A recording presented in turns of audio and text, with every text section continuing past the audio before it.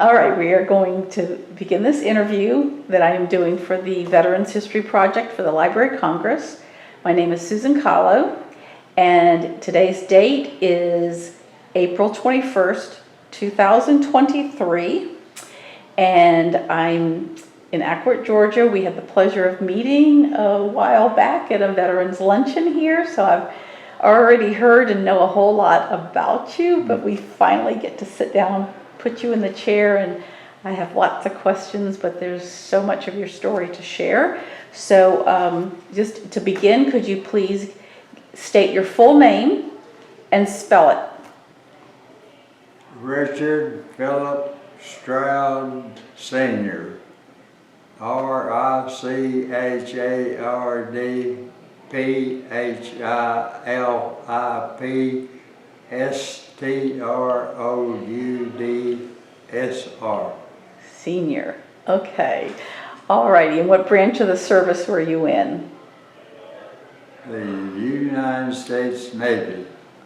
All right. And where were you born? Where did you start out? I was born in Bonham, Texas. Okay. In 1926. All right. 96 years ago. Wow. That's one of the, I read, one of the oldest cities in Texas. Yeah. Yeah. What did you do? What was, so in your, just to kind of give a little bit of the background of where you were growing up, what did you do while before you joined the Navy? What was going on? Were other people in your family, were they military? What influenced you?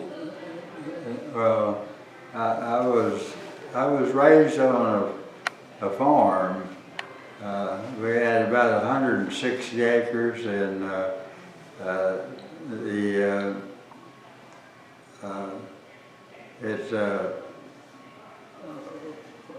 had one field that was called a meadow.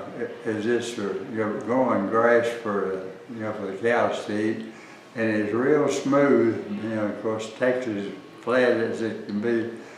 Anyway, when I was 14 years old, there's a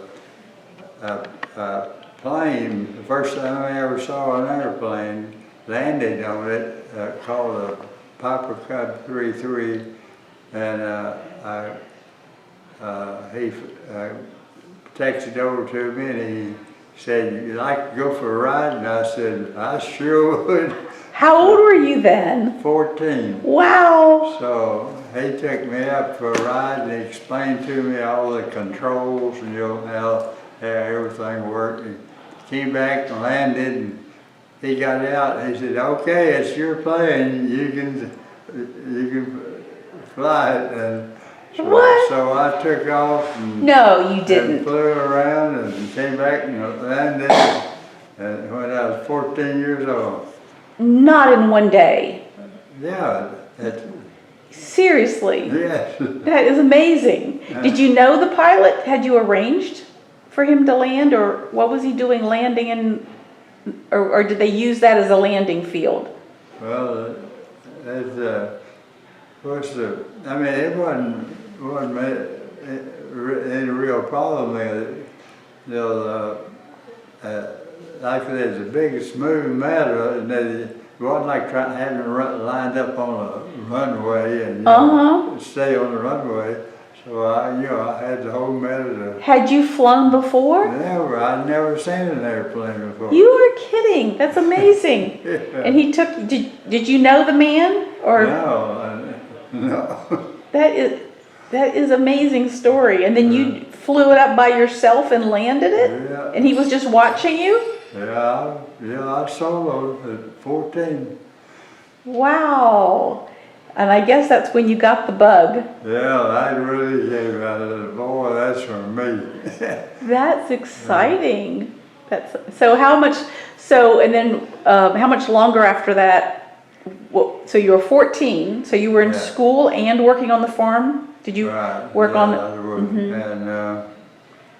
And of course, I went through high school, and I graduated from high school in 1944 during the Second World War, and the law then was that on your 18th birthday, if you were physically able, everybody got drafted into all men got drafted into the Army. But if you didn't want to go in the Army, then you could volunteer for the Air Force, Navy, or Marines while you were 17. So I did that while I was 17, and I went in the Navy when I was 17, and I took a bunch of tests, and I told them I wanted to be a flyer, and they gave me a whole bunch of tests, and I passed them all real good, and they said, "Oh my," said, we don't have a quota for any more pilots, but they said, "We need machine gunners in the back of SB-2C hell divers," and said, "Would you like to get to be trained for that?" And I said, "Sure." So then I went to, sent to Memphis, Tennessee, and I went through radio school, and I was number one, and I got promoted. I went through radar school, I was number one, they promoted me again. I went through gunnery school, and one of the final exams in the gunnery school was to go on the skeet range and shoot at 300 clay pigeons, one at a time. I was the first one in the history of the Navy to hit all 300 of them.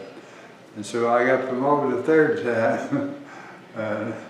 And then I went to Banana River, Florida, and trained in the SB-2C hell diver to get my combat aircrewman wings. And so I got my wings, and I was on my way to California, and of course back then the only way to travel was by train. Yeah, there wasn't any commercial airplanes or anything. So by the time I got to California, the war was over with. So had your father been in the military, or No. were you one of the first? How many kids were in your family? I had one brother. He was 5 years younger, but he later went in the Army, and was a tank driver.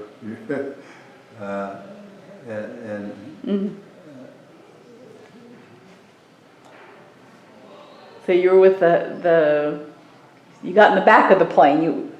So that's where you were with as a gunner, and then had you left Bonham before you joined the Navy, or had you spent all your life in Texas? And Texas, I'd never been out of Texas until I went to Memphis on a train.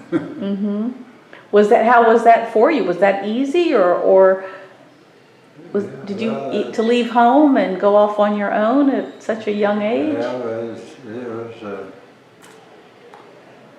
it was exciting, to say the least.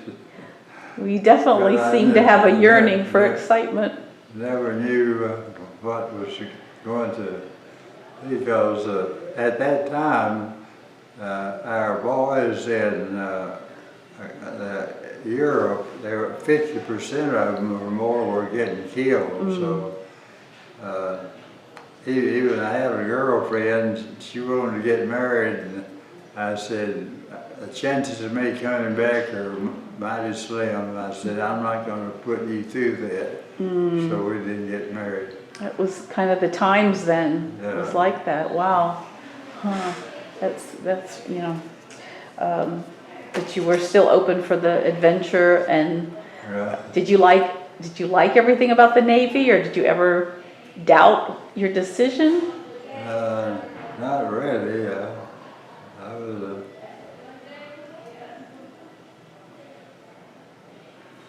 I was, you know, like, of course, like they say,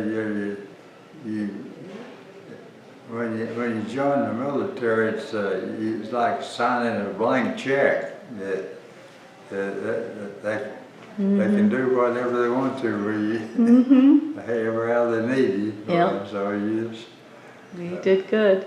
You did good. So when did you? So after you were, you tell a little something about what you were doing in your first period of time in the Navy, because how did you? Because you went to Banana River, and then what happened? That's where you were talking about. Well, I got on the train, and on the way I was headed for the Southwest Pacific. And I was going to get on a carrier at San Diego and go to Southwest Pacific. But then the war ended, so. Did you get news quickly on that? Do you remember hearing that the war ended? No. You just got the news then. So then what happened? When the war ended, what did they do with you? What did the Navy want to do with you then? Yeah, well, of course, you know, back then, you know, there wasn't any radios or TVs or anything. And so, you know, news didn't travel very fast. And things happened, and maybe, you know, months before you find out about it. Yeah. So, but you made it out to San Diego, though.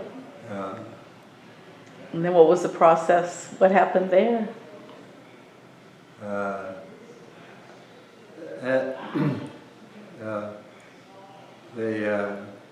It started. The Navy recall at the end of World War II. The Navy recall, I think it was about 2,500 combat aircrew and you know gunners, and they called all of us to Jacksonville, Florida, to send us through separation to go back to civilian. And so during that time, I checked with them to see if there was any quota for flight training, and sure enough there was.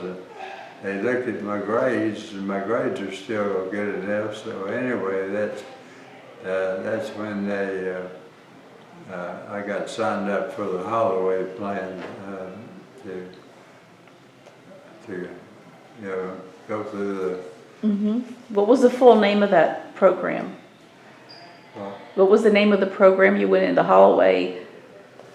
The V5? Did you say? Yeah, the V5, okay. Yes. Yeah, V5. So, and they sent me to the University of Texas for 2 years, and during that time, I got to be an assistant professor for two courses because they couldn't find professors for. One of them was advanced calculus, and the other one was the theory of differential equations. So I taught both of those at the University of Texas. Wow. You had to be pretty smart to do that for you. Wow. Were you also, when did you start flight training then? Or was this preparation for the training? No, after I finished my 2 years of college, then they sent me to Pensacola for flight training. Uh-huh. And that was for 18 months. How many were in your group training? There Was it a were, big group? each class had 100. There's 100 in my class. And first day they talked to us, and they said that at the end of this program, 3/4 of you will not be here. Said 3/4 will get washed out, and only 1/4 is going to get their wings. So, boy, that really motivated me. So Wow. Is that what happened too? Did it worked out that they way. narrowed it down to that- 25? Yeah. So, Do you remember any of the other people that were with you? Did you form a lot of friendships during that time in flight school? No,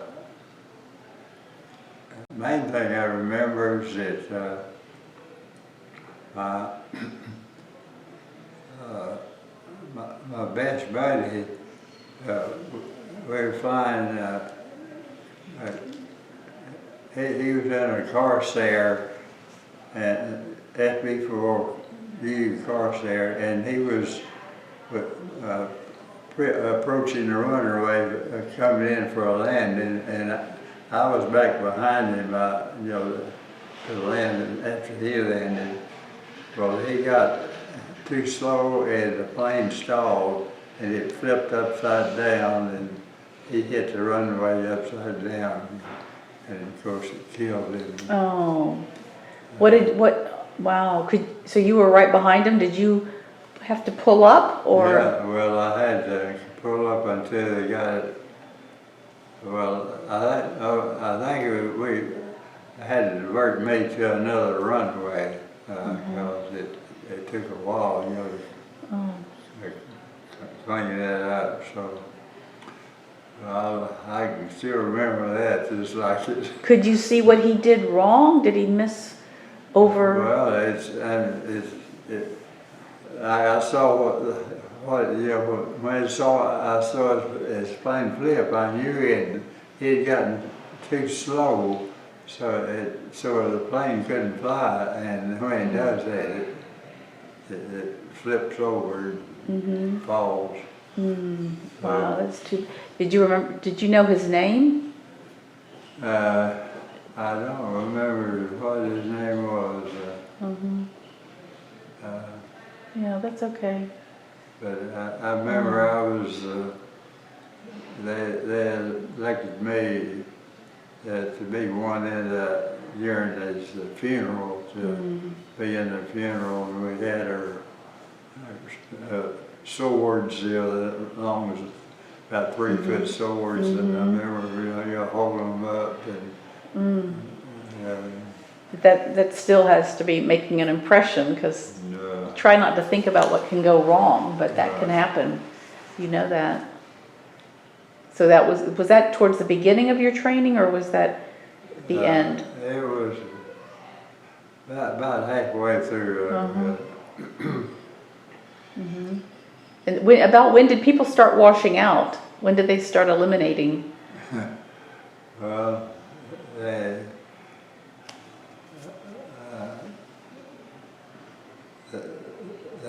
finally changed the plane some, so it redesigned it so it wouldn't stall so easy. So, Okay. but I was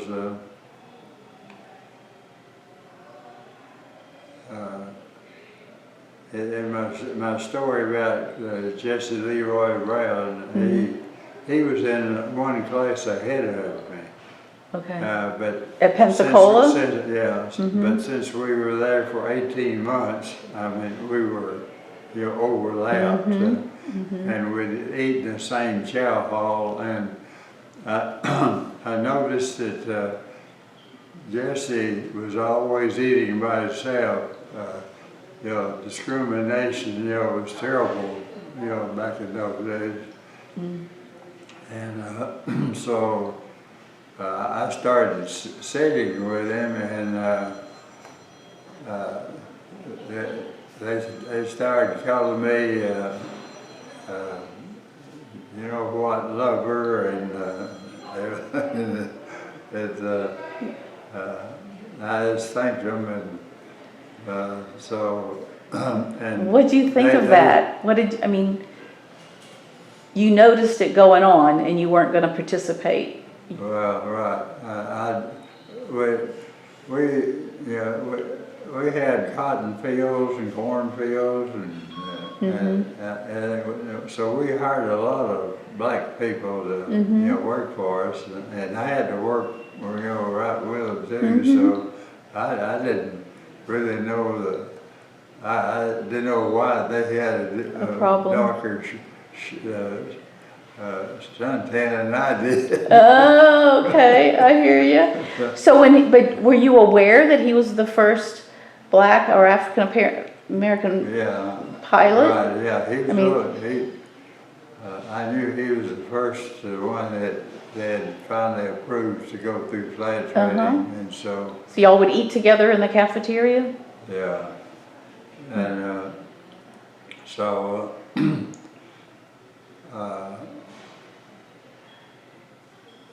and the other boys, I heard they were doing all kind of tricks, and you know, trying to make him get you know, washed out, you know, so I went to the head admiral that was over the program, and I told him, I said, this discrimination that's going on against Jesse. I said, this is not right.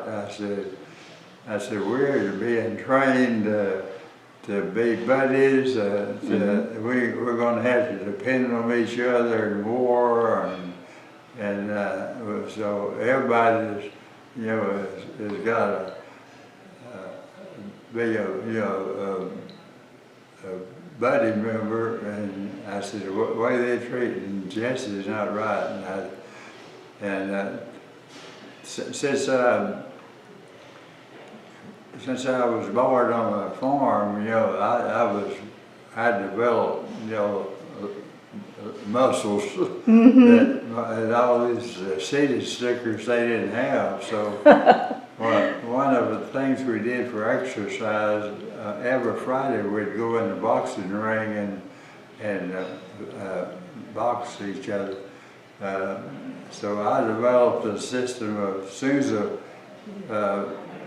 bell rang, I'd rush him and I'd hit him in the stomach real hard. You'd have his hands up protecting his face, but I'd hit him in the stomach real hard, and he just automatically, you know, bend over. As soon as he did, I'd come up with a big uppercut. Who'd you do that to? And knock him out. So I never lost a fight. So just in general, you had a technique. For the whole 18 months, I never lost a fight. So I told the admiral, said, talk to him and, you know, tell them about, you know, what they're doing is wrong, and tell them if in the future, if they got caught doing anything, they would have to go in the ring with them. My nickname was Tex, for Texas. And so they'd have to go in the ring with me, and so about 2 weeks later, a boy did something wrong, and I thought, I'm really going to make an example of this guy. So I rushed him and hit him in the stomach real hard, and then when he bent over, all my might, I came up with an uppercut and knocked him out, and he was out for about 15 minutes. They finally had to get a doctor to revive him. So what did the admiral say though? Was he when you went to tell him you know, that Yeah, people were well, picking on he Jesse. agreed that Uh-huh. he had, that was a good idea. He said, give it a try. So were there any problems after that? I never heard of another problem after that. Did Jesse know you had done that or said that? Yeah, and, I'm sure he appreciated it. but,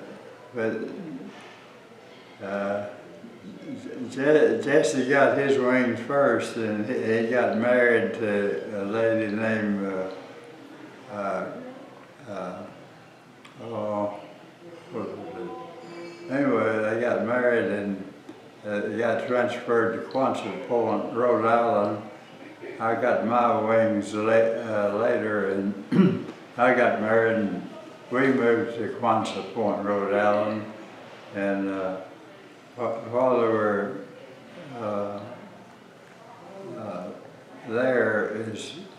that's when Korea. Well, we was training. There were two carriers there, Jesse and his ringman Tom Hudner, that's in the movie. Were on another carrier, so when Korea started, both carriers were scheduled to go to Korea, but the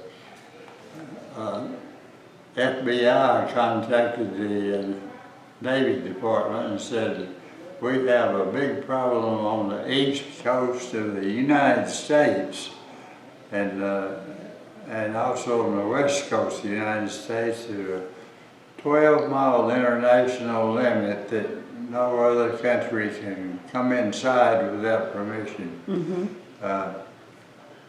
We were at war with North Korea, and Russia was supplying them with all kind of guns and munitions and everything, but we were, for some reason, we're not at war with Russia. So Russian submarines were coming inside that 12-mile limit, coming up the shore, letting spies off, and then they'd come back later and they'd pick the spies up. So they chose my squadron to stay on the East Coast, and we cruised up and down the East Coast from Iceland to Cuba, 24 hours a day, 7 days a week for 2 years. So that was classified operations? It was it was so classified that there were 24 pilots, and on our carrier, if one of them sank a Russian submarine, if he came back and mentioned it even to another pilot, he'd get court-martialed. Wow. So, Did you, in fact, were there Russian submarines that you all sank when you were out?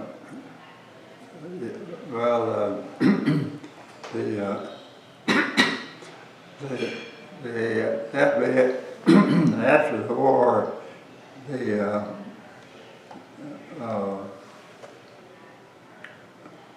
FBI told us that the year you can tell that you sank some, but you can never mention numbers. Oh, okay. If you do, you're going to be court-martialed. Even now? Yeah. You can't tell me? Yeah. Oh. So I can't tell you any numbers, but of course I don't really. I don't know the total number because I couldn't. The other pilots couldn't tell me that which one of them sank one. So nobody but God knows that. Well, wouldn't it be declassified now?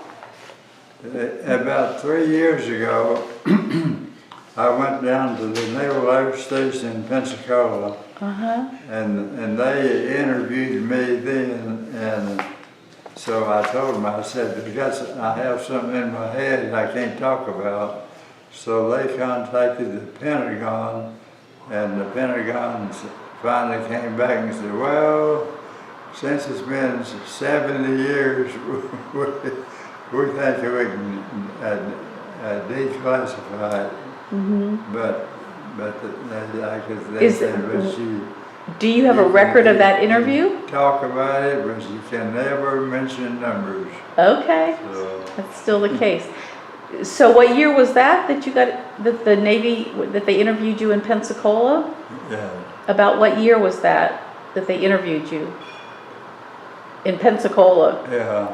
You said it was 70 years, so was that, how long, do you remember what year? What year did they interview you when you were in Pensacola? It was about 3 years ago. So that recent, that's Yeah, very recent. Yeah. Oh, wow.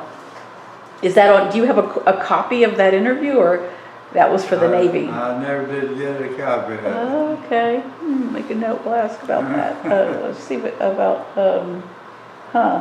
that's interesting. Were you ever in touch with any of the other pilots after that? Were you ever able to speak to other pilots that did those missions? No, I never, So you said, how often were you flying? 24/7? When you were doing when you were patrolling the East Coast? Since I was one of the more experienced pilots,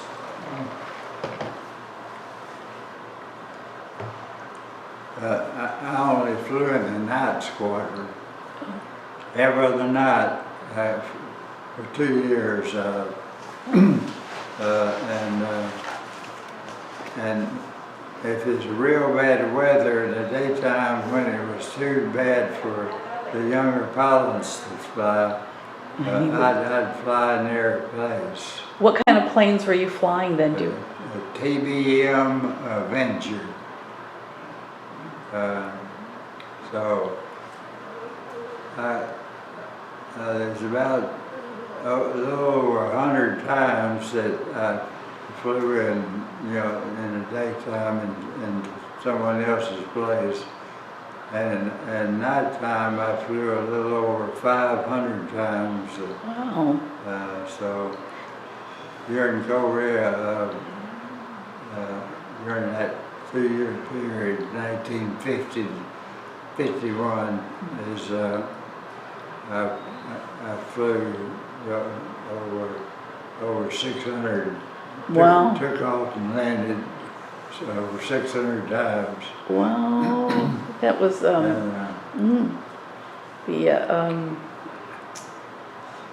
when you Then one night I came back to the carrier, and the carrier was in the middle of that hurricane, Category 4 hurricane, 140-mile-an-hour winds and 40-foot waves, and with the help of my guardian angel, we made 6 passes, and the deck was either completely underwater or it was, rocking 45 degrees from side to side and pitching, and so the 7th, I got a wave off each time. So the 7th pass, deck was level, and he gave me a cut, and there was 9 cables down the deck for my tail duct to catch on. I caught the 9th cable. Was that, wow. Did you think you were, or were you doubting it? What was, you had to land, or? Well, I had to land, but I didn't have any choice. So, but anyway, soon after I landed, they were about 20 sailors with spikes in their shoes, to keep them, I mean, with a carrier, rolling 45 degrees, I mean, everything was sliding off if you didn't. So anyway, with those shoes, they could hold on. And so I got down on the plane, and the admiral of the task force, he had a recliner up in the superstructure there watching flight operations. When I turned around, that admiral was standing there getting soaking wet. I mean, it was pouring rain, and I thought, what in the world's wrong with that admiral? Anyway, he walked up to me and stuck his hand out, and he said, "Son, that is the most awesome flying I ever saw in my life." He said, "I'd already kissed you goodbye." And I said, "Sir, that was not me flying that plane, that was my co-pilot." And he said, "You were in a single engine plane, you didn't have a co-pilot." And I said, "I sure did. My guardian angel was doing the flying tonight." That is amazing, and that was what inspired the recent song they did. And when you go to the Bible, we go to Psalms 91 verse 11, that's what it says, that I will supply my angels to keep you safe. So was that something that, were you how religious or how much faith do you think played a part in your ability to be such a good pilot? Well, I accepted Christ as my Savior when I was 14 years old. So I was a Christian, and so boy, landing on carriers really improved my prayer list. I was praying all the time. That's great. Well, it's important. You need something above and beyond, right? That's right. I mean, that's quite a story, and the song that they did for you. If you want to mention that. I mean, it gave me a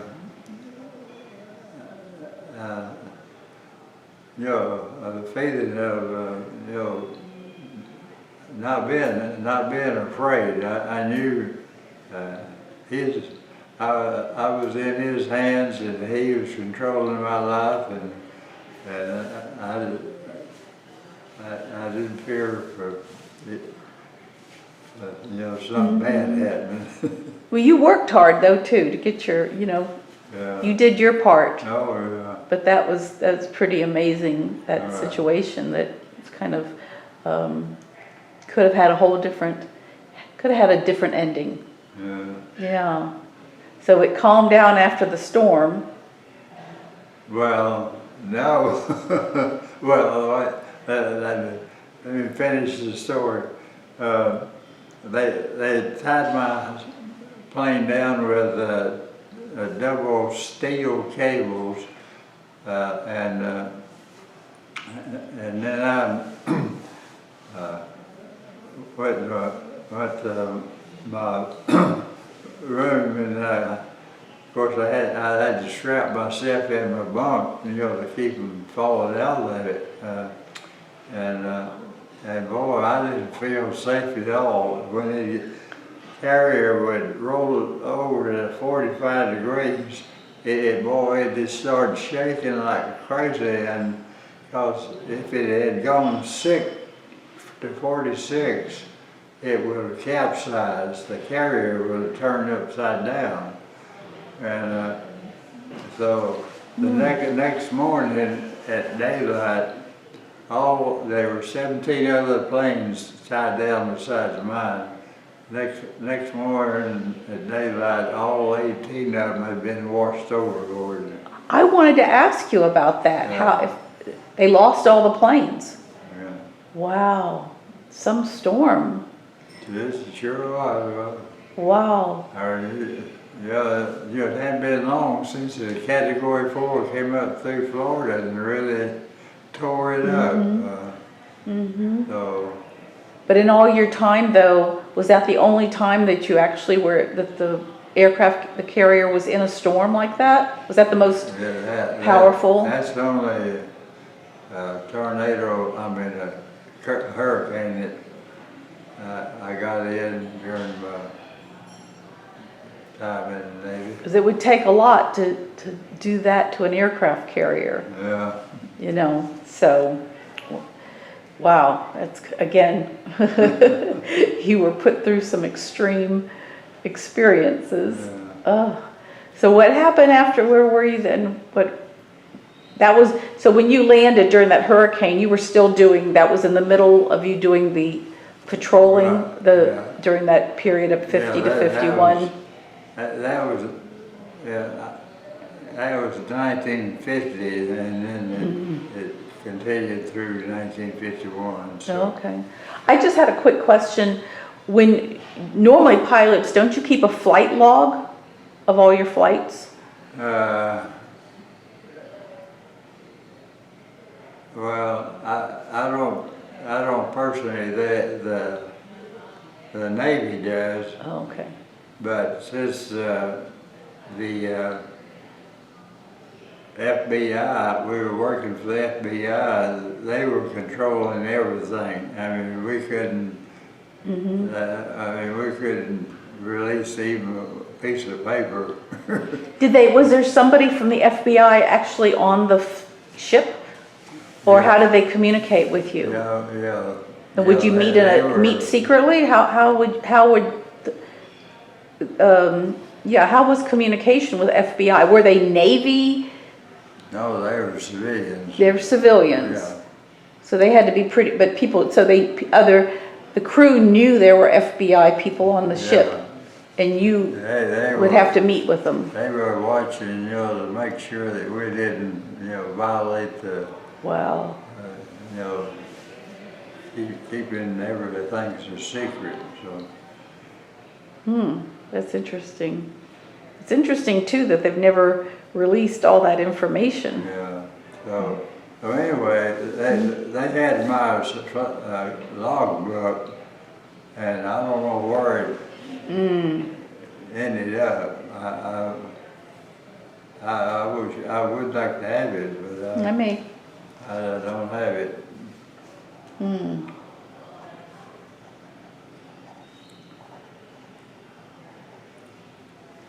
So that, you can't say much more. You can't give me numbers. So after, when you ended that part of 51, then what happened? I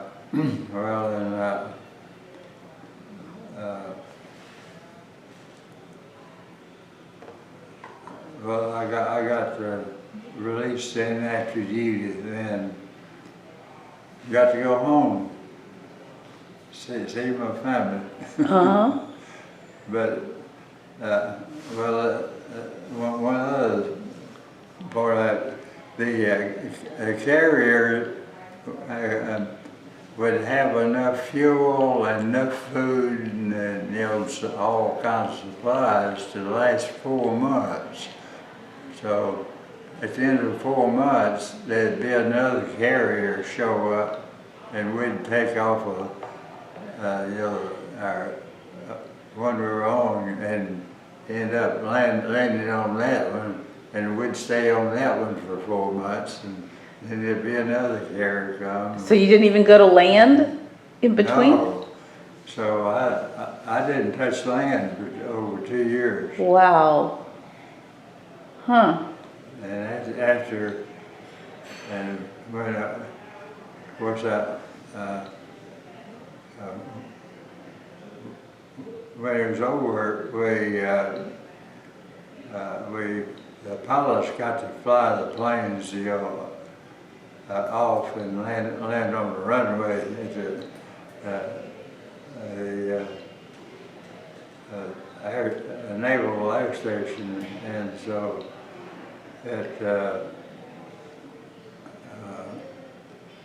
But when I got out of the plane and started walking, I couldn't walk. I hadn't thought, I didn't know. I was in motion, all the time. My body was. Oh. And it was the funniest feeling that To be I tried to walk straight, but So wow, for the 2 years, yeah, when you just, I thought you'd go, to shore or, dock and then get on another ship, but no, they just flew. So even when you were flying, you didn't go land on land? No, never. Wow, that's crazy. Yeah. Wow, that's amazing. Oh, so that was up until that. You hear that with that rocking. Some people can't handle that. Yeah, my inner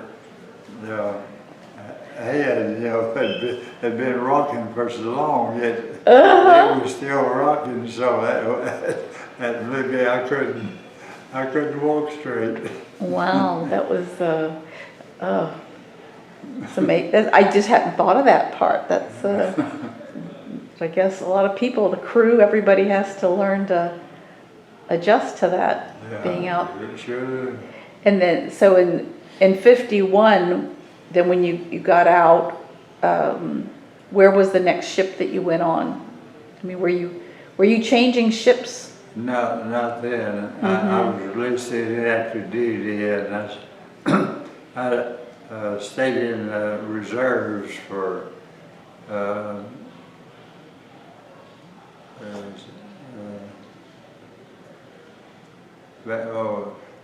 I was on active duty for 7 years, and then I stayed in reserve for 10 years. So then I got discharged in 1961.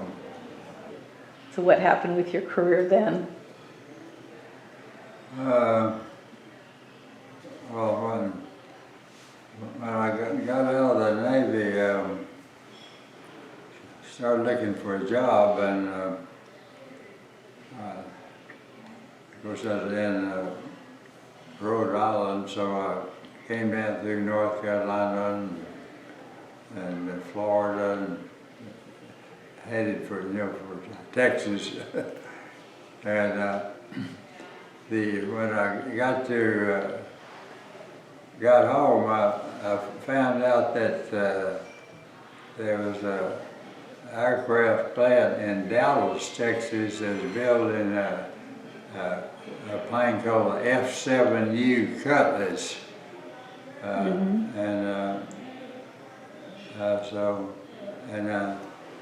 They were advertising for test pilots, so I thought I'd go interview, and so they wanted to hire me, and they offered me $445 an hour because they had just lost the 5 test pilots, so nobody wanted the job. So that's the reason they offered me so much to take it, and so I was given it. I given my left leg to have flown that plane, but went home and told my wife that I had a job. They explained it to her. She said no. No way. So, what year was this about? That was in, let's see, that was in 51. Uh-huh. Yeah, 1951. So you declined the position? Well, so I had to decide to tell my good to my wife on that. But anyway, the designers saw the problem of what was, while they were getting killed, and they never lost any more test pilots. So I could have worked for 6 months and retired. Yeah, wow, but you didn't. Oh, so did you already have your degree in aerospace engineering then? No, I didn't. At that point, you know, I'd only been to the, well, I actually stayed at the University of Texas for 2.5 years. So Get a little sip of water.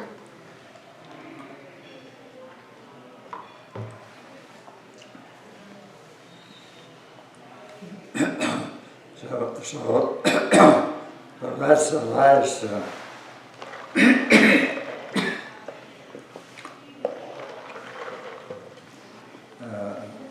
Since I didn't have, that's 2.5 years is all the college I had, so. Okay. So anyway, ended up back in Pensacola, working for St. Regis Paper Company as an engineer, not aeronautical, but you know, fellow engineer. I worked for them for a year, and then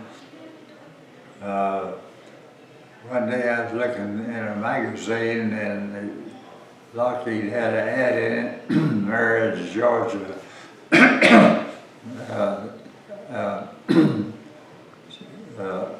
They were hiring a lot of people, so so I came to Marietta and got a job $1.43 an hour. A little less than that 400. So you moved to Marietta then? And we also, we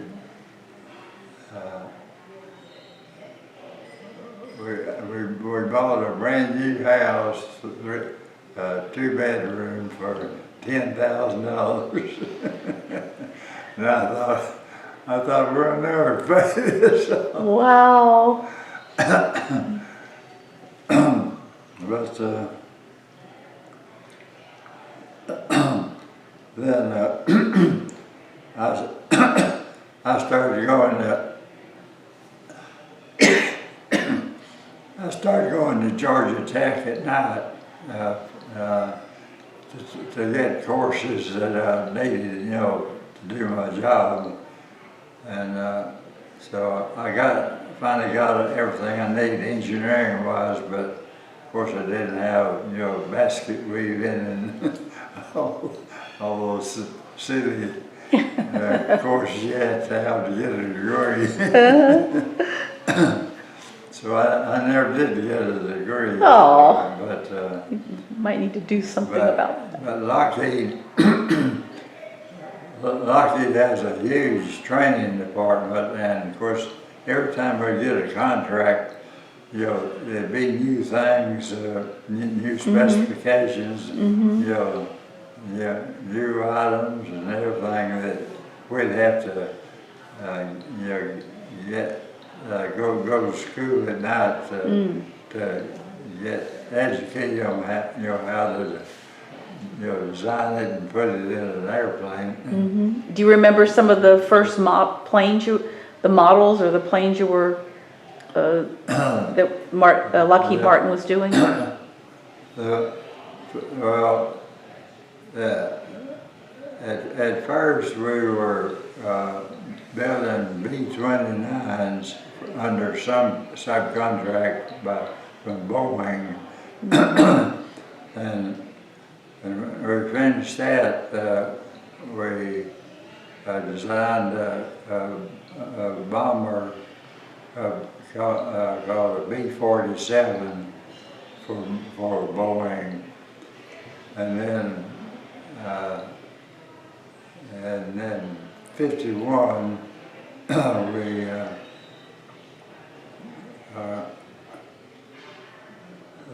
Lockheed got a contract for it ended up, you know, being a C-130, And so that,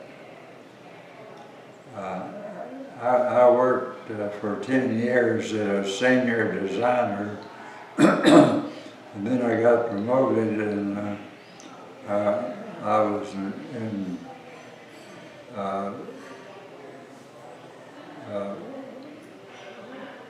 yeah, that's how I worked for the next 52 years. 52 years with Lockheed Martin. Well, 62. Wow. 10 as a designer and 10 as a supervision. Were you, did you still get to pilot any of the planes that you were, were you doing any test flying, or no, did you fly for personal pleasure? Didn't No more flying. do anything.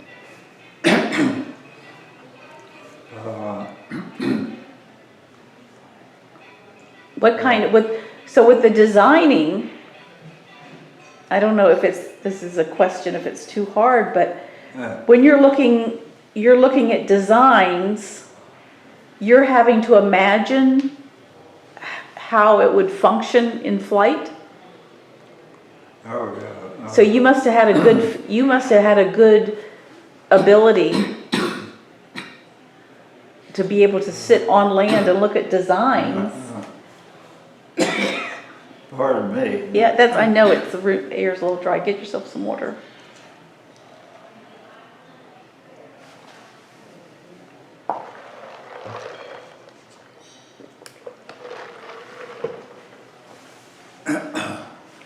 But every contract would, specify what what they wanted the airplane to do, and so with that.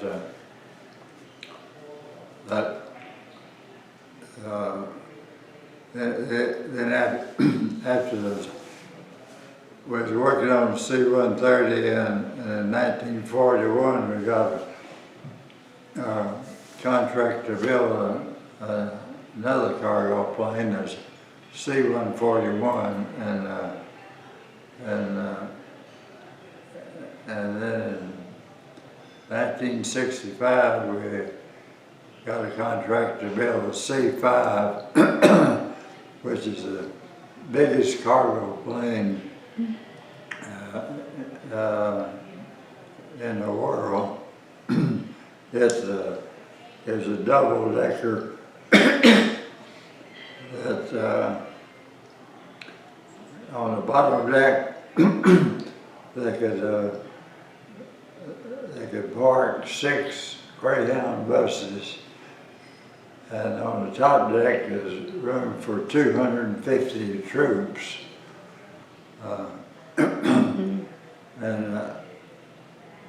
And we ended up hiring 4,000 engineers to design that.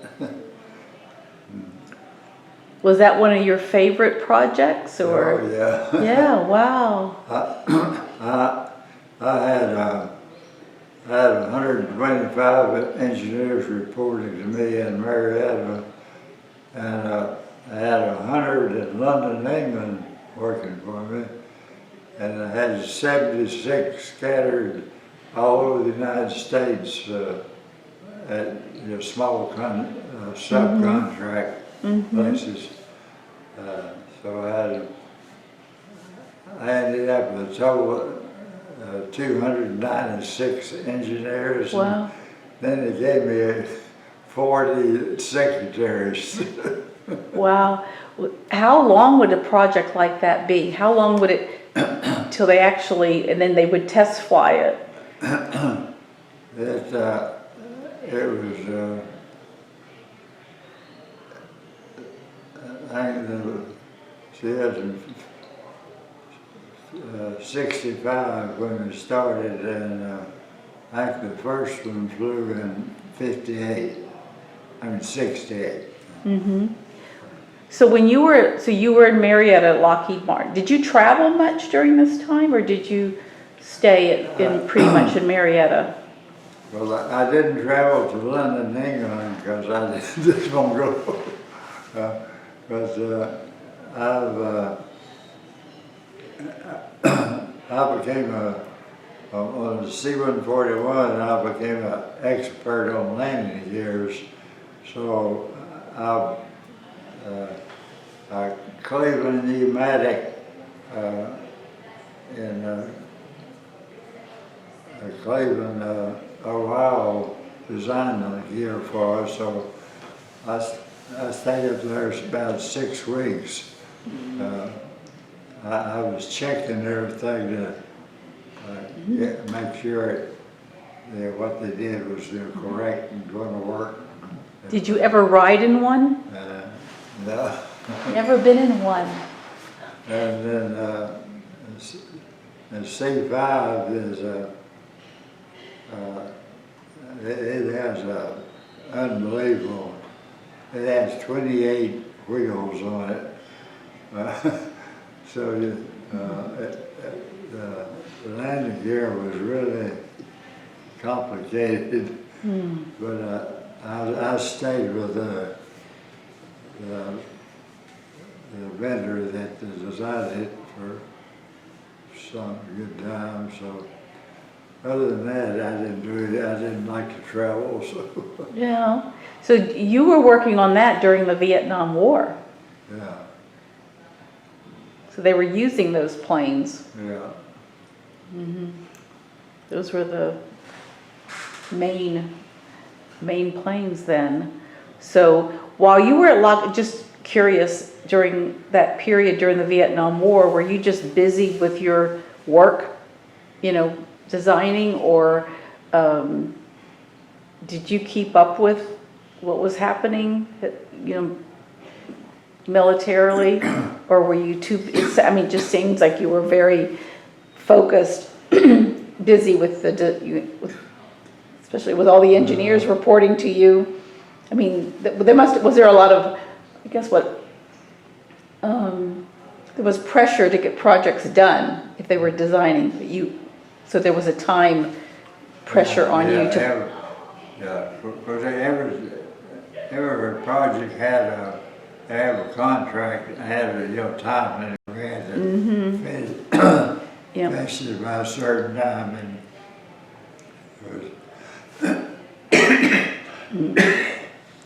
but during the C5, we were working 12 hours a day for 6 days a week, sometimes 7 days. Wow.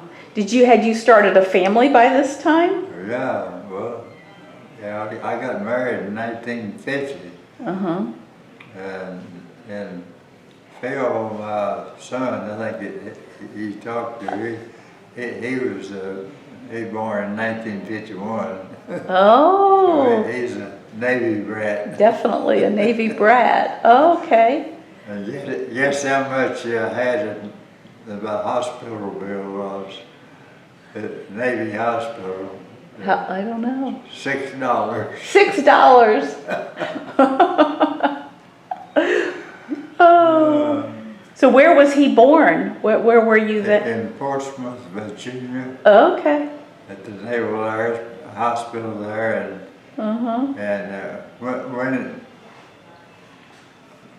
when my wife went into labor, we had to get a ferry boat to go across the lake there to Portsmouth, to where the hospital was.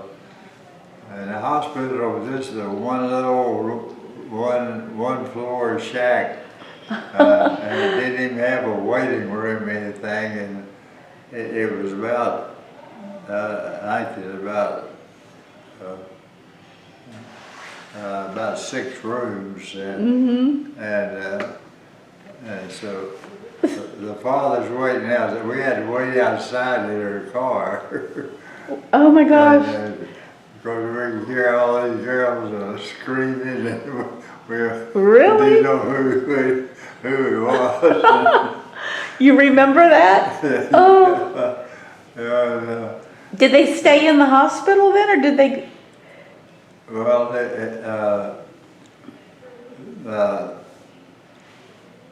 you know, you know, waiting for the ferry, I thought, you know, the ferry never get us over there.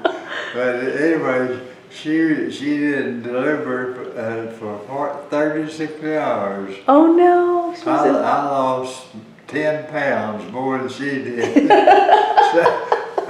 And what they place to eat and everything. Oh, And I was out there in the car waiting. for 36 hours? Yeah. Oh my gosh. Oh, that's crazy. Oh. Well, then he came into, well, how long was it, how much time before your daughter was born? You have 2 boys. 2 boys and 2 girls. Well, we had a boy and a girl, Okay. and they're about 2 years apart. Uh-huh. So, Oh, wow. That was a rough first one. and Phil just retired about a month ago, and I can't believe I'm old enough to have a 70-year-old boy. Well, thank goodness there's good genes, good healthy genes in there, and you still have your guardian angel, Yeah. right? Yeah. Taking very good care of you. That's, so I don't want to, are you tired out? Do you feel like you need to take a break? Are you too tired to continue? No. Okay, good. Because I wanted to, I don't know if you want to refer, I want to talk about the Blue Angels. Okay. Talk about a little bit of, so I saw that was something that you were going back to how you first got, what's the process that you got involved with the Blue Angels while you were in the Navy? I'm kind of jumping back, so because we're talking about Marietta, but just to go back to while you were in the Navy, you did get selected, or you were selected for the Blue Angels? Well, you know, I was still, you know, on active duty. I was, of course, I was in carriers, so running up and down the East Coast, but I was transferred from when the war was over with in 1951, this was over, they transferred me to the Blue Angels. And then like I said, that was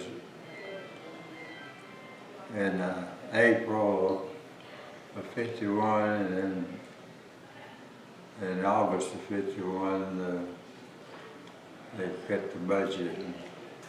But My Blue Angel flying days are over. But did you get to do a little bit of training before? Did you train? Well, that's all I was doing. We'd go through a program, flying 4 times a day. Okay. 4 times, so 2 times in the morning, 2 times in the afternoon. So Did you love that? Because that was precision, well, I mean, after a while, it gets pretty monotonous. Really? Yeah. Well, you said you started out 4 feet apart. Yeah. How close did they get? When they're putting on a show now, they're 18 inches apart. Well, I brought that up because I wanted you to talk about your recent. So I mean, your time in the Blue Angels was short-lived, but then tell me what happened. How did you recently get connected with the Blue Angels here in Georgia? Well, it was about a year ago.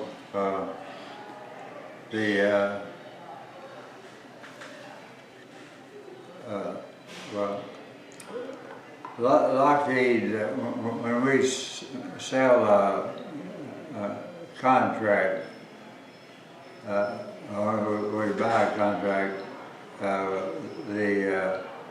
well, when a company or individual buys a plane from us, we settle a maintenance contract that goes with it. We don't want anybody else touching our airplane, so we'll provide maintenance people, you know, all over the world to, you know, keep them up to date and keep them flying. And the lady who was in charge of all the Lockheed airplanes that are located in Florida. There are several different bases and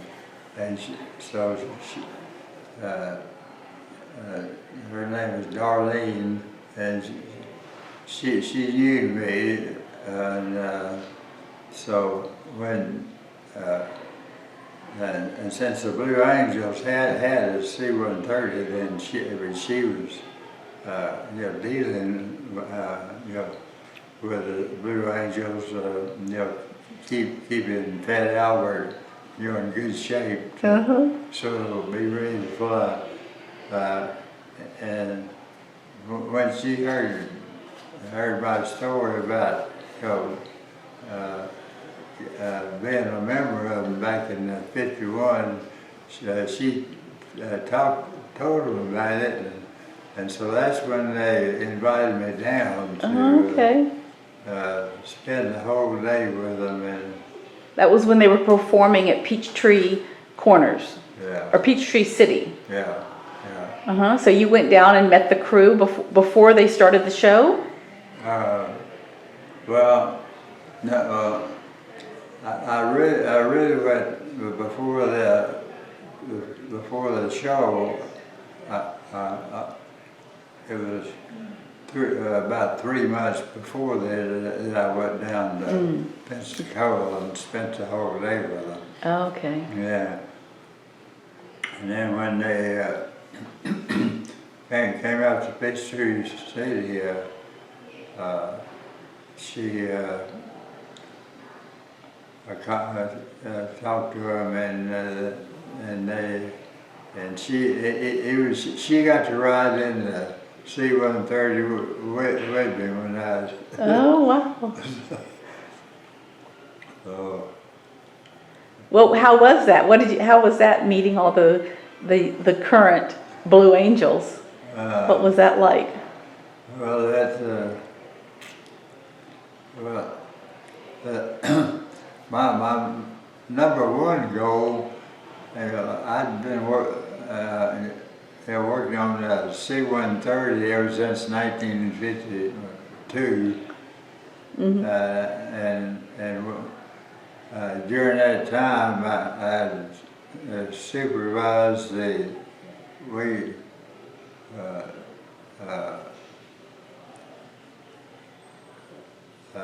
you know, every customer, you know, would want something a little different. So then we'd give it a different, you know, version number. So we ended up, there were 243 different versions of the C-130. Oh, really? Yeah, I mean, you can't tell by looking at it, but you know, as like I say, everybody, you know, wants something, you know, this maybe minor things, but you know, they wanted it located in a different place or whatever. So I don't know,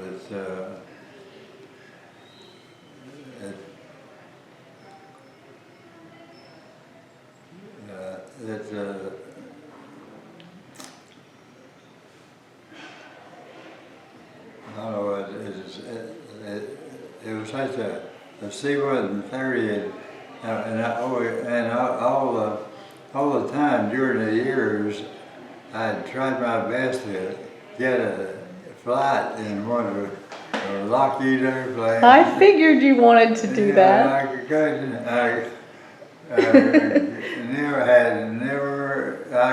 I'd given up, but anyway,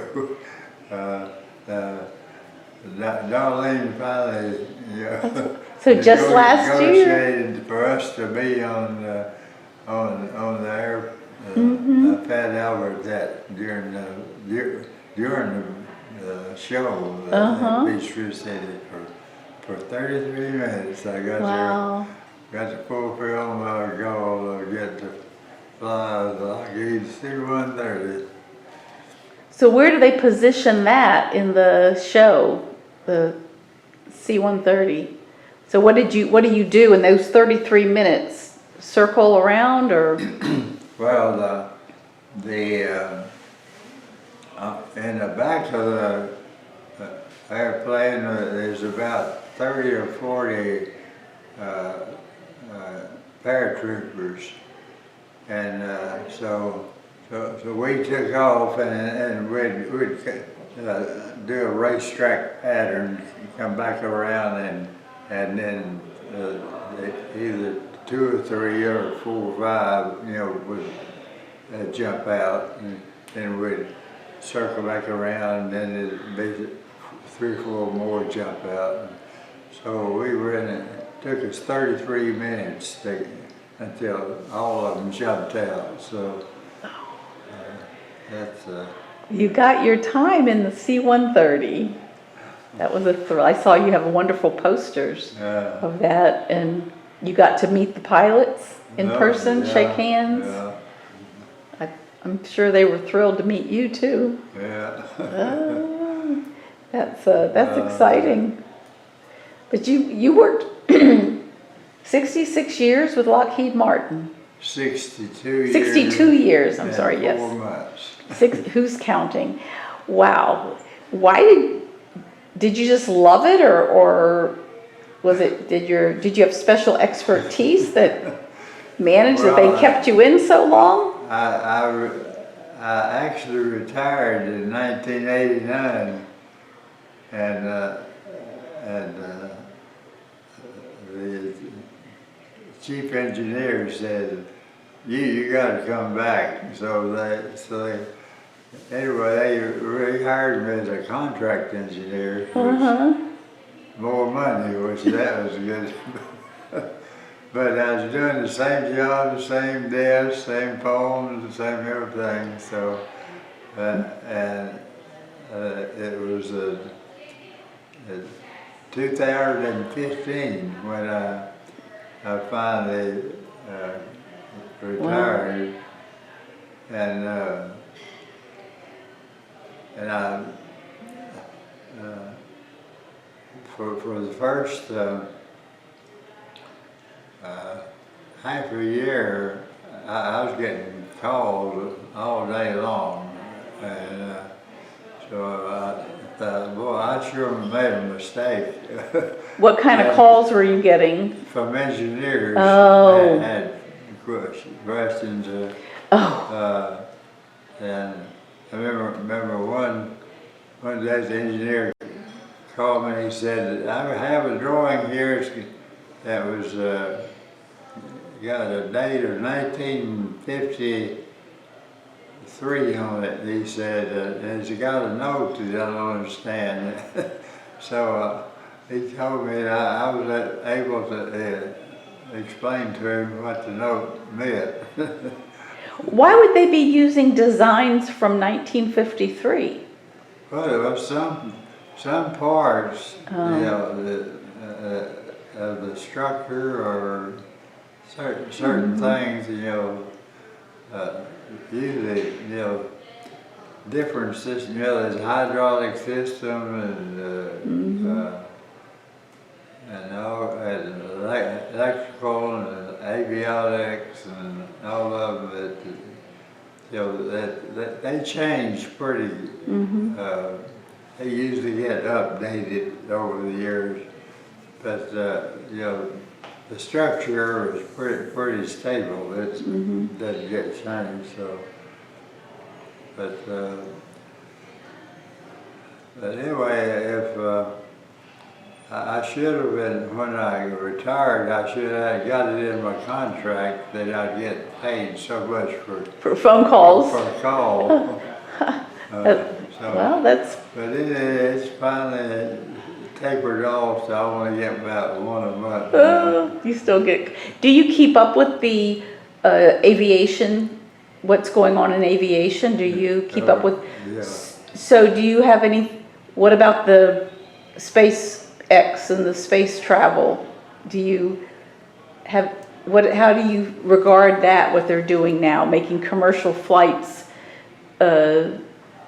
designing to go to the moon and the Mars and about on the private side, in private industry?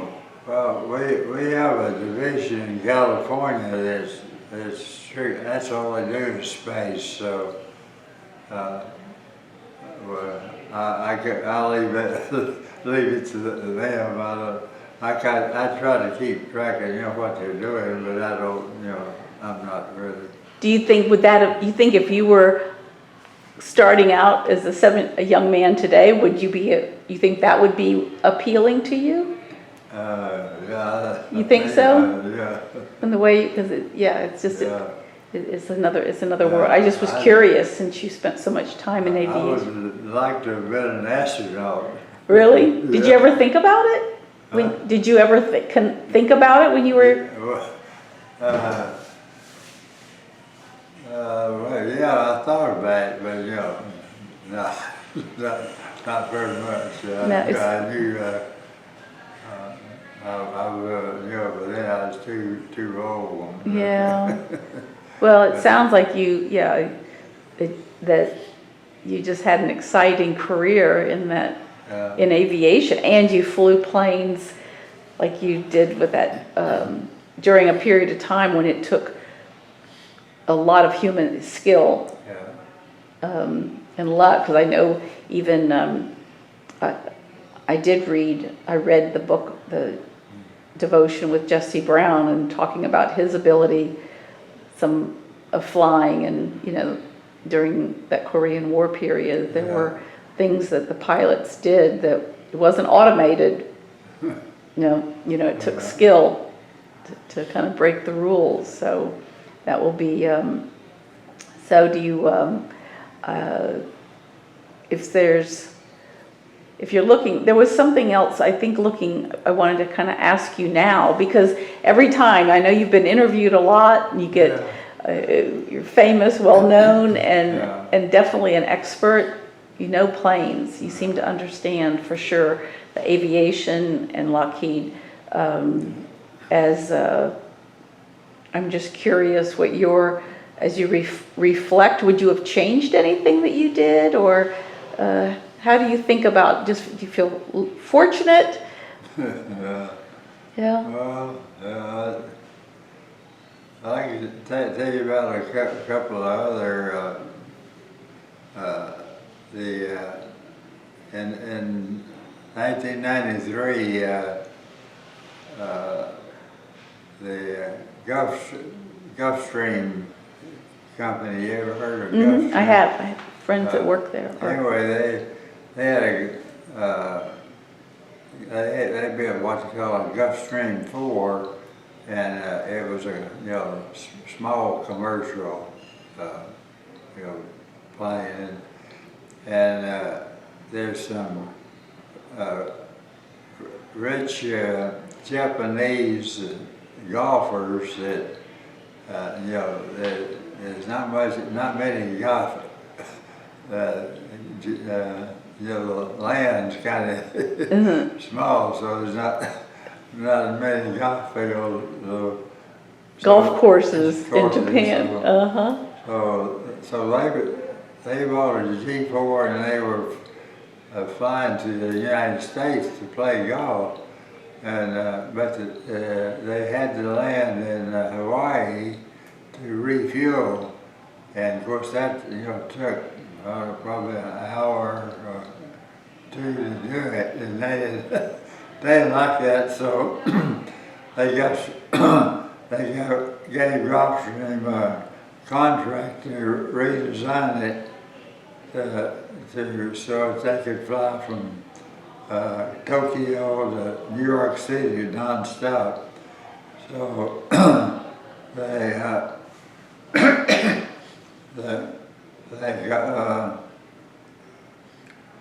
called Lockheed and asked them if Lockheed if we could loan them some engineers to do the job, and they said yes. So they gave me the job and I took 19 other designers with me down to Gulfstream, and we worked for a year, but we redesigned the wings on the G4, made them bigger. That's where the gas is stored in the wings.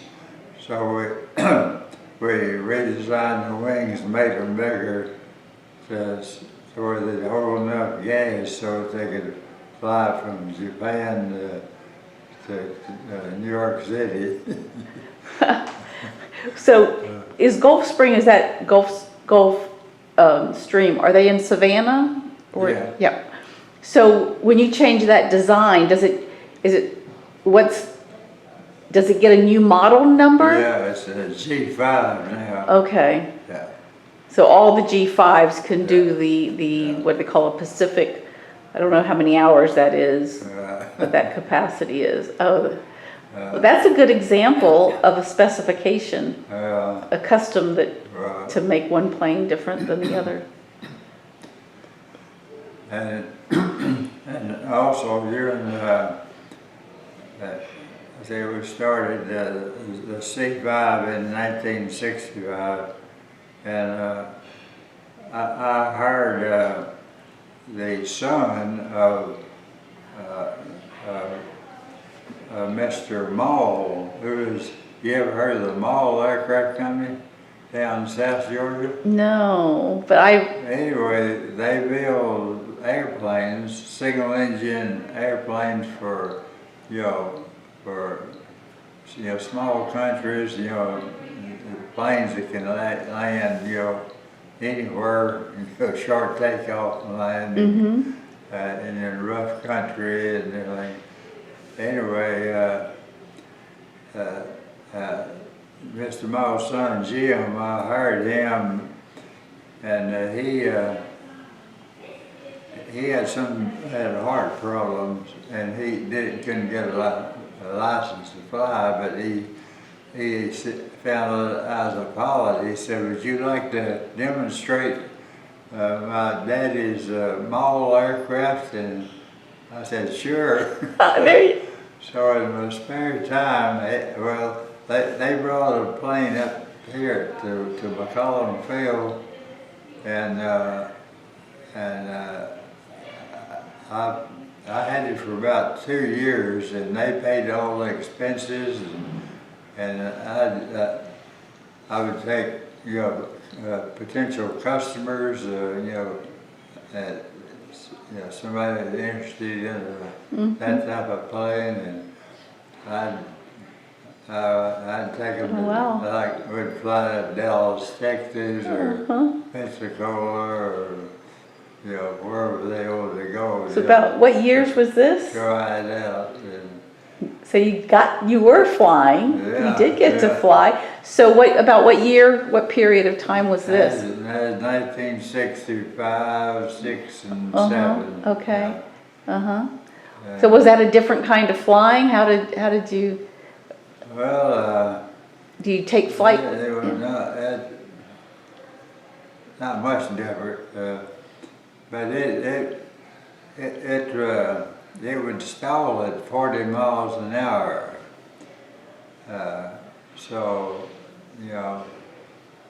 One time I flew out to Dallas, Texas, and had a couple with me, and when we went to the airport to fly back, the winds were blowing 45 miles an hour.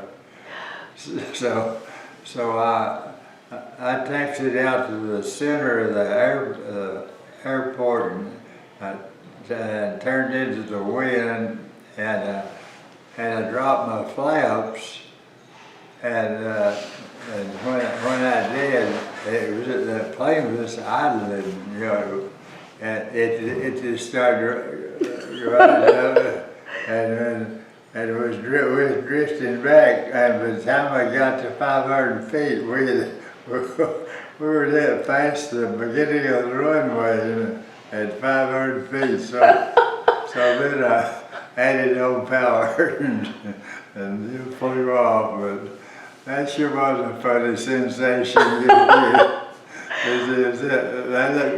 Because at 40 it would stall, but at 45 you could get lift. Yeah, it's like of course it's like a helicopter, but for an airplane, you know, it's just, and here it island, it just started. That took some skill. Did you have passengers on the plane too? Yeah. Oh boy, I bet you'd still be good flying if you could get behind in a plane. That would be fun. Do you like the jets? Actually, I went through training in the jets, and then I got released in active duty, and I never did get to fly one. Mm-hmm. Do you ever talk to any young Navy pilots? Do you get to either at Lockheed or at Dobbins? Yeah. Do you interact now with any young, or have you had conversations with younger pilots to compare, you know, when you're talking to somebody that's like in their 20s, that's a pilot in the Navy, have you had conversations? Because do they ask you a lot? Very few. But it's, of course, one of the last two planes that I worked on was the F-22 and the F-35, which are they're the top jets now, top fighter planes. But the power that those planes have, I mean, I just can't imagine, flying them. I mean, when you push the throttle forward, goodness, and it's amazing, because they can just almost, they can go right straight up. Well, I have to ask, did you go see the Top Gun? Oh, yeah, I've seen that 4 or 5 times. Have you? I've seen it 2 or 3. I would go again. I would go, so you must have, so you liked that. Yeah. Where did you see it? Did you go with your kids? Did your children? Yeah,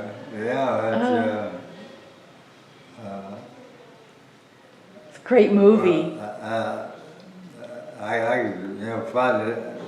I can find it on some after it's released for some time. I can find it on my computer. Yeah. So you've seen it 4 or 5 times. Oh, I would love to see it with you. I bet that would be fun. That was And the same with Devotion. I've seen Devotion 3 times. I haven't seen it. I read the book. You told me, because you told me about it, but I have to. I haven't gotten the movie yet. And you're going to show it here? Yeah. Yeah. I already have the DVD, but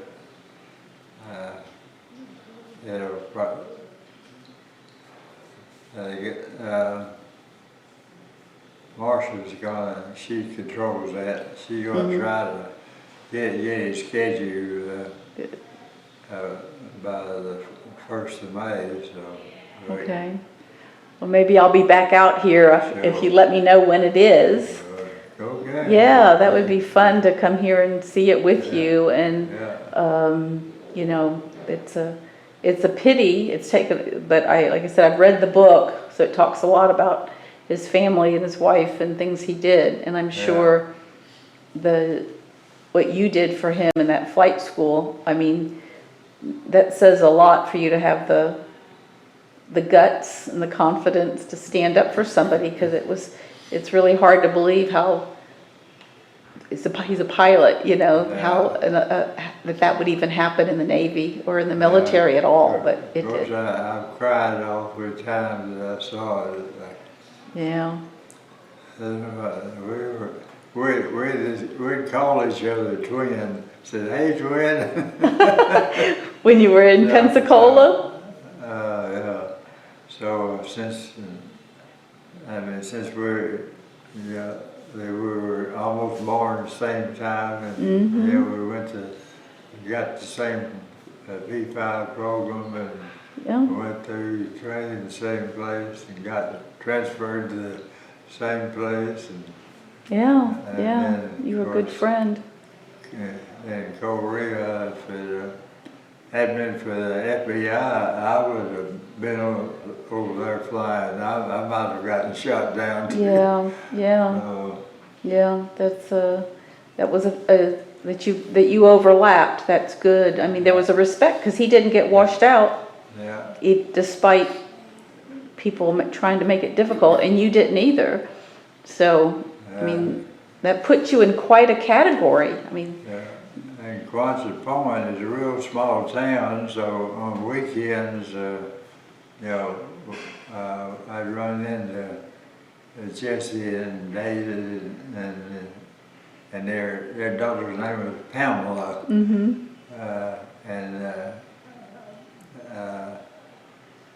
After Korea was over with, I didn't hear about it until we didn't have any iPhones or cell phones or no media on the carrier, so we didn't know what happened until we finally got the end of the war. And so I tried to contact Daisy, and I knew that they lived in Hattiesburg, Mississippi, but I couldn't contact her, and about every 10 years I'd try calling some more different numbers. But you never got through? Huh. I wonder. Well, so finally, about 10 years ago, I thought, well, I'm going to call the funeral home, and I asked them if they'd ever heard of Daisy Brown, and said, "Oh yeah, we conducted her funeral about 10 years ago."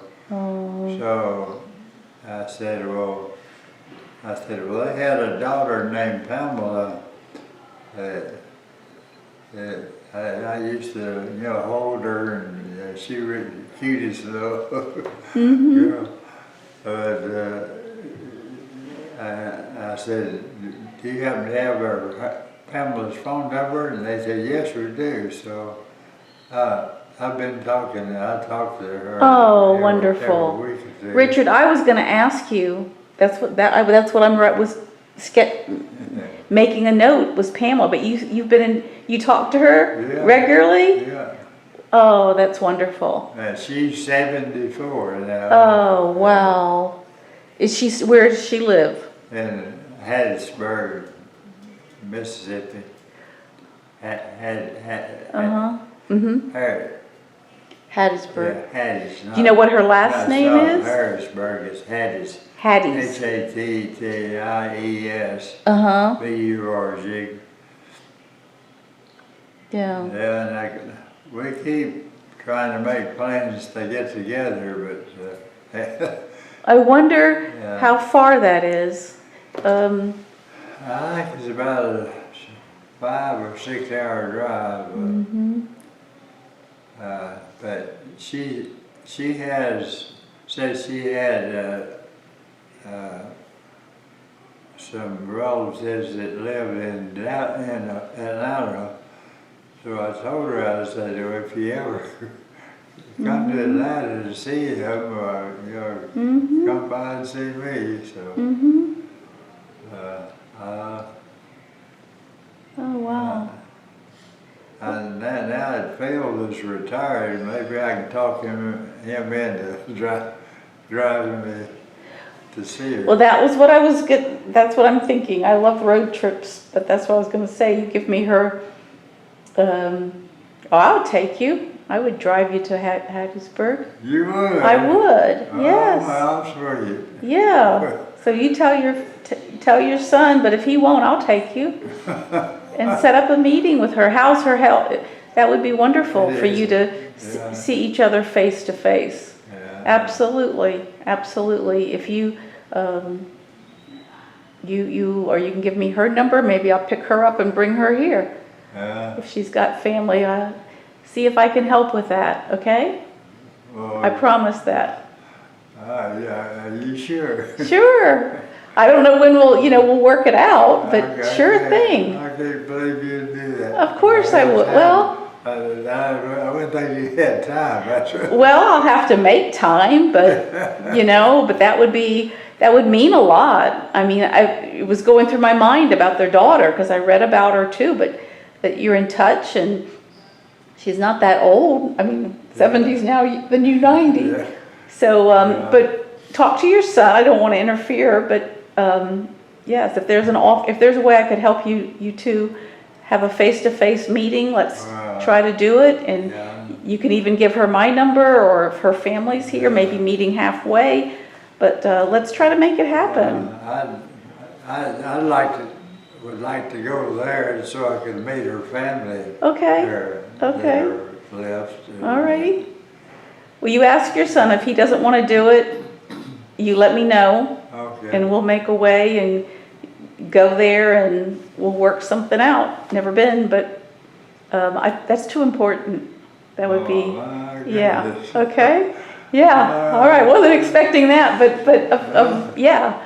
I mean, these are the things that matter. That's why I do this. It's what matters. It's important, or people. So that's great. It makes me happy to know you're in touch with her. So that's exciting. So you'll have to go work on that one. Don't waste too much time. Goodness. So think about that, but that's an offer. But when I say I'll do something, I'll do it. So I want to try to, we can always, so as I've told you with the difference, because I know you've had a lot of interviews or you've done things. Today with what we do it's yours, your family's. When I submit this to the Library of Congress, it takes a long time. It can take 9 months or a year before they even get it, because they have a staff working on the files.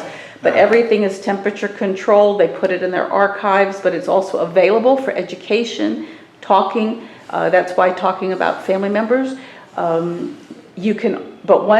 once I get it in, you don't have to do this paperwork, because there's a lot of paperwork. You don't have to do anything. You have a number, you're always there, anything can be added. And so your grandchildren and they'll be able to sit and listen, as well. So have I told you how many's in my family? would you like to end up on that? Let's talk about family and wrap this up. I know you told me and I couldn't believe it. I was like, wait a minute. So about with your family. Well, first you've got to give credit. What was your wife's name? Well, I've had two. Okay, well that's okay.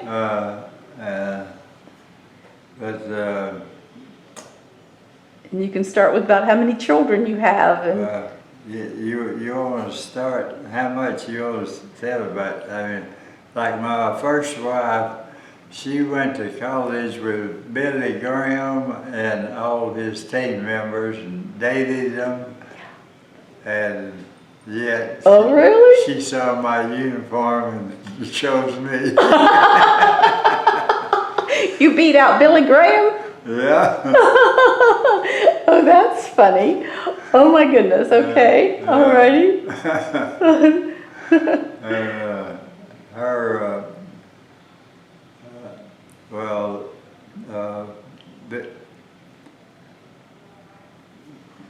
Billy started off after he went through college at Bob Jones University, and then it was Cleveland, Tennessee. It's in Greenville, South Carolina now. Mm-hmm. What was it called then? Bob Jones Oh, okay. University. Mm-hmm.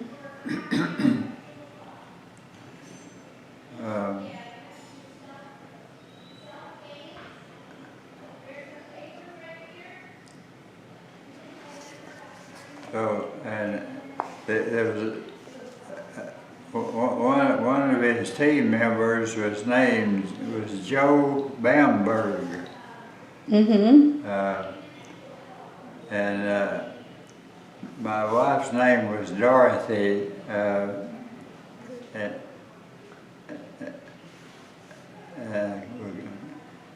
She had a sister named Betty that both of them were going to Bob Jones at the same time. Mm-hmm. But Betty ended up marrying Joe, and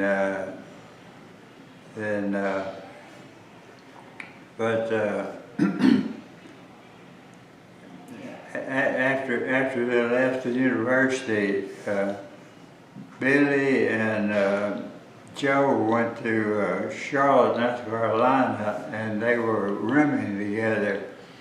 And they would get on the streets, out on the streets, and Joe would sing, and Billy would preach. Mm-hmm. That was your first wife's sister? Yeah. Mm-hmm. And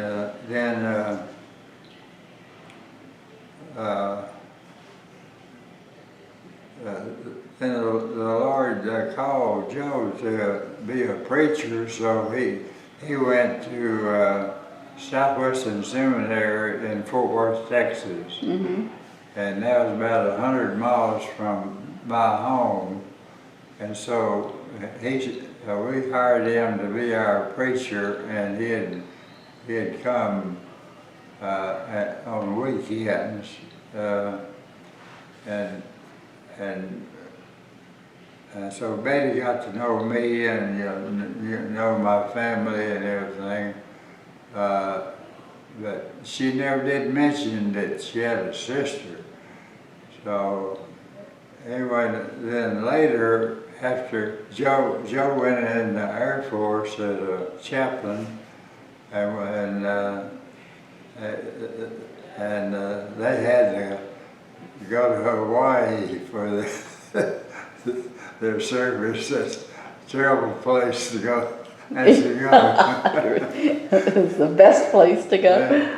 Anyway, then when I went to Pensacola for flight training, I found out that they were living in Milton, which is 25 miles east of Pensacola, and he was the pastor of the First Baptist Church there, and so so I contacted them, and they said, well, they had an extra bedroom that on weekends that I had off, that I could come just spend the weekend with them. So I did, and one Friday afternoon I went in and went to my room, and here's this girl in my room. And I said, who are you? She said, I'm Betty's sister. So anyway, I had to go back to the base to sleep that night, but I got to talk to her Saturday and Sunday, and then she was working in Charlotte, North Carolina, and of course we didn't have cell phones back then, or telephone. So we started writing to each other. About 6 months later, she came back down for a weekend, and So on Sunday afternoon, after when I getting ready to go back out to the base, I proposed to her. She said yes. Wow. So you dated via letters. Yeah, of course I had The my courtship. white, you know, the gold trim on You think that helped? I said, I get one. How can I win her over Billy Graham and all his team members? So she was she dating Billy Graham? Yeah, she dated all of them in college. Oh, wow. Oh, that's interesting. So she said yes, and then you all got married. Yeah. And, Okay. and Is it? then in 1951, Phil was born, and Portsmouth, Virginia, and then and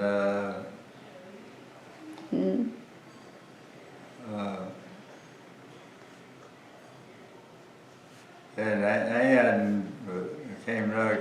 She lives with her family in Pennsylvania, and then Mark came along, and he and his wife have been working at Lockheed. Mark is already retired. That's your son? Yeah. Mm-hmm.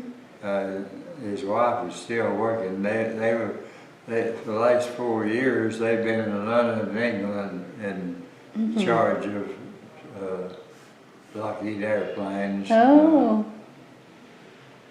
And then Dana, the youngest, she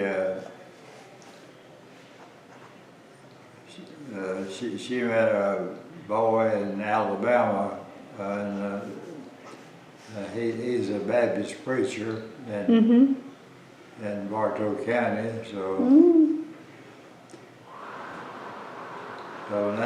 now there's well.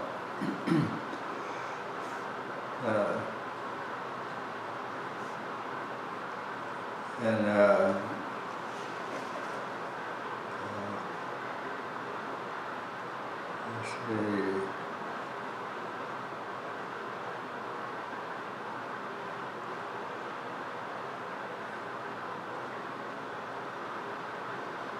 Anyway, after I'd been married to about 20 years, she developed an aneurysm in her, back behind her left eye, and was operated on, and it wasn't successful, and Lord took her home. I'm so sorry. And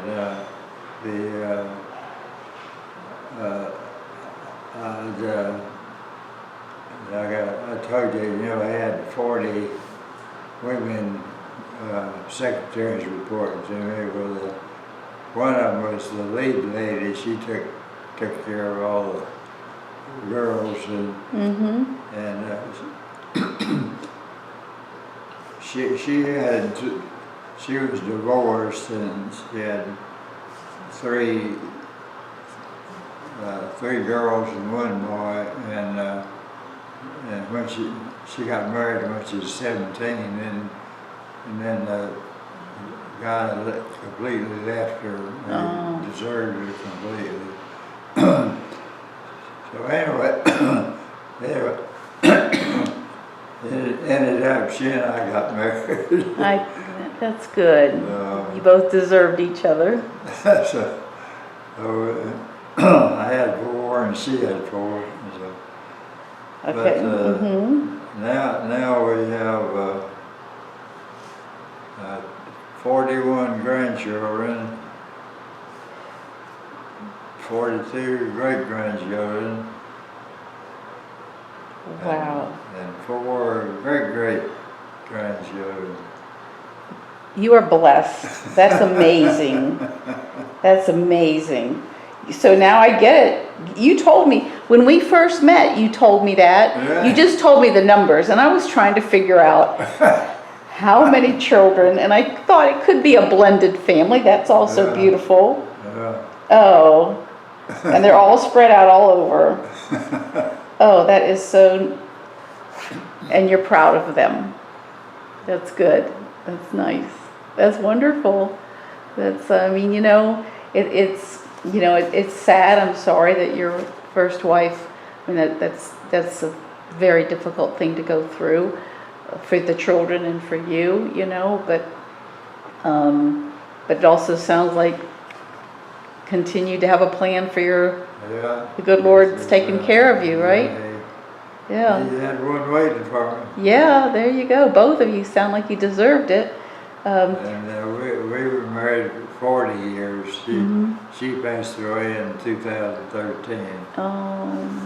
She developed Alzheimer's. Lord took her on. No, we don't know, right?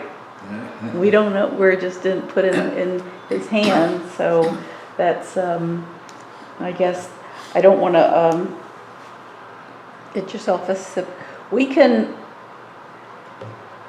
got so much. I could sit here for hours. I think I have to come back again anyway. I'll come to watch the movie, and if there's something that you think of that we should cover, because it's been really interesting to hear some, and I also know you, Dana told me that you spent time with her on their little mini farm, she called it, before you came here to Celebration. That you spent time, and you still enjoy being in the outdoors or around livestock. This is a little bit easier here. So, is there anything, like I said, we can always meet again, but to wrap up, is there something I have left out that you'd like to say, or something for all these, oh my gosh, 87, that comes up to 87, 41 grandchildren, 42 great-grandchildren, and 4 great-great-grandchildren. And counting the spouses, it's 103. Wow. Yeah. When you have a reunion, that must be. Yeah, no way. We'd have to rent a football field. Yes, you would. That's wonderful, though. I mean, that's quite a legacy. That's quite a legacy. Well, let me tell you about my stepson, Andy. Yes. He joined the Marines. He was 6'7" tall. He joined the Marines when he was 16. How could he do that? He was tall and big. He snowed some. Marine let him. He was 6 feet. 6'7". That's what I thought. I mean, I thought that's what you said, but 6. Wow. And his granddaddy was 6'11". Wow. Wow. But anyway, Andy, I mean, he was the type that, I mean, the Marines were really good for him. And I mean, he went up fast. He wasn't long. He was a colonel, and when in Vietnam, he was in Vietnam with his company, and he was a paratrooper. And so one night, he was in the back of a Lockheed C-130, good flying airplane. He bailed out of it and bailed out into a Vietnam POW camp, prisoner of war, and rescued American prisoners. Wow. Wow. And he got shot up real bad, and he ended up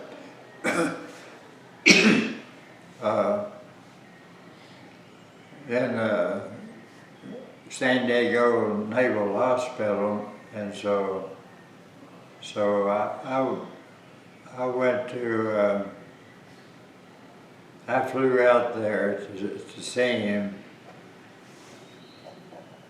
and he got well, and he went back out over there and did it again. Went back to I said, Andy, I always thought there's something wrong with you, but I said, now I know you're crazy. Wow. So anyway, he went the second time and got shot up, but he rescued American prisoners, and I went out there the second time, stayed about 6 weeks with him. When he was recuperating? They had a 5-year-old boy, so I babysit him while his wife could, stay at the hospital with him. So. But he finally got well, and then but that Agent Orange, you heard of that? Yes, Yeah. yes. That got in his body, and cancer started breaking out everywhere, and about 6 months ago he passed away. Just 6 months ago, recently? This year? Yeah. Wow. No. He's buried up at the Georgia National Cemetery. You ever been up there? I have. A friend of mine, she was in the Army Reserves, but quite, so, was it, yeah, she passed, yeah, so there was a big service up there. I haven't been, it's been a while, yeah. Wow, all he went through. That's, does the family live here? Was his last name Stroud, or what was his last? No, it's Owens. Okay. O-W-E-N-S. Andy Owens. Yeah. Wow, to go through all that, and it's quite a. Did he ever talk about the landing in the POW? No, I wonder how they did that. How many people? Yeah. He didn't. I couldn't get him to talk about it. Yeah, that's normal. Unfortunately, that's wow. Well, that's good. I'm glad that we talked about his name, and you got to keep remembering people's. If we remember their names, their memories, they're not forgotten. They're not gone. You know, it keeps people alive. But this another thing involved with that, which I'm a part of stuff. Anyway, I've always been involved in been a Baptist church, and I've been a trainer of evangelism and everything, and I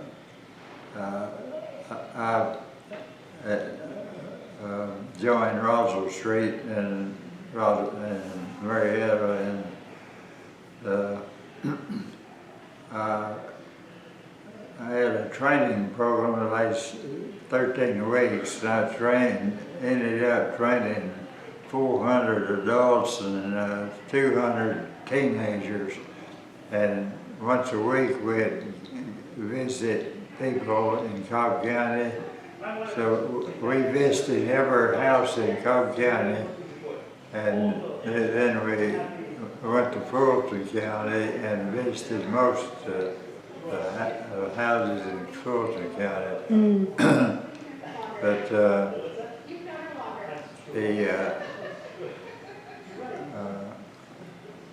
we were using what, have you ever heard of EE, evangelism explosion? But anyway, that's a program that we used as 13-week course. But anyway, the first time I flew out there, I told the Lord, I said, well, now I have a good chance to, witness to somebody, on the trip out there. Well, there was 2 rows of seats in an aisle on an airplane. I was sitting there one next to the one, and the plane filled up.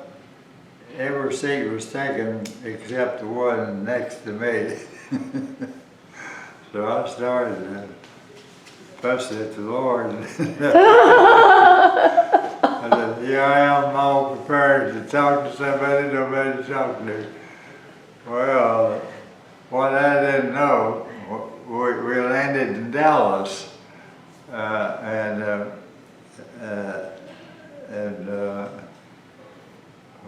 we taxied up, and here come this well-dressed black man down the aisle and sat down in that seat. And so I immediately asked him the 2 diagnostic questions, and he answered them correctly. Oh, you didn't know, this wasn't planned, it was just random? And then he told me, he said, I'm the pastor of the First Baptist Church in Little Rock, Arkansas. Oh my God. And he said, I have 25 young men that are on fire for the Lord, but they don't know, I don't know how to train them.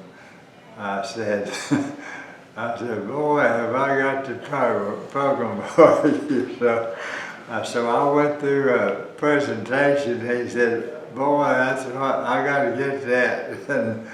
and I don't know why he was going to San Diego, but when we got there, he was with me. I called the head of EE, Dr. Bob Rickard, and that I knew real well. He had been in Marietta and several times.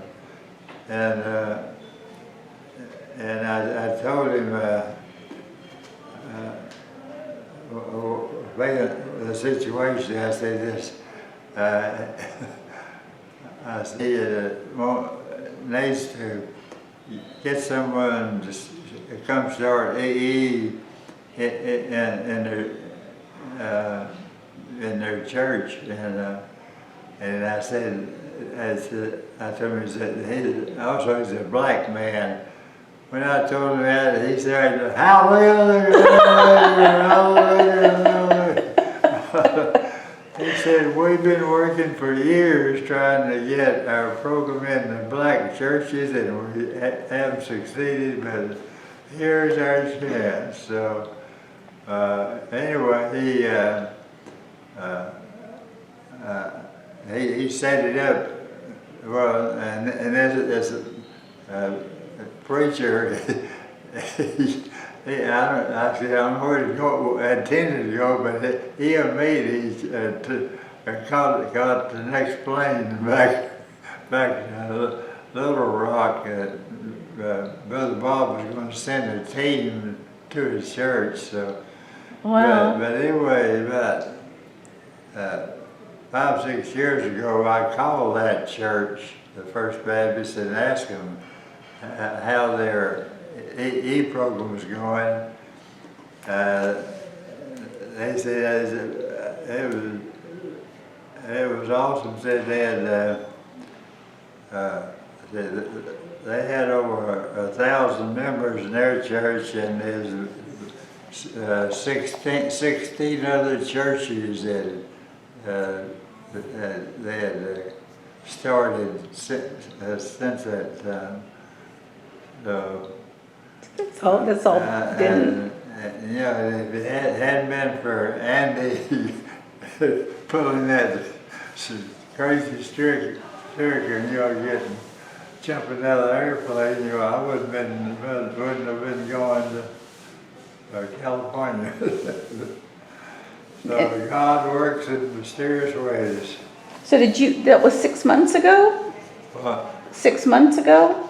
When was it? Oh, Yeah, no, yeah. because you were going out to the hospital, but when you met the Little Rock, Arkansas preacher, that was when you were going out to see him when he was recuperating? When Andy was recuperating? Yeah, When you were flying out to San Diego again? yeah, Yeah. Sounds like you're very proud of that. yeah. It,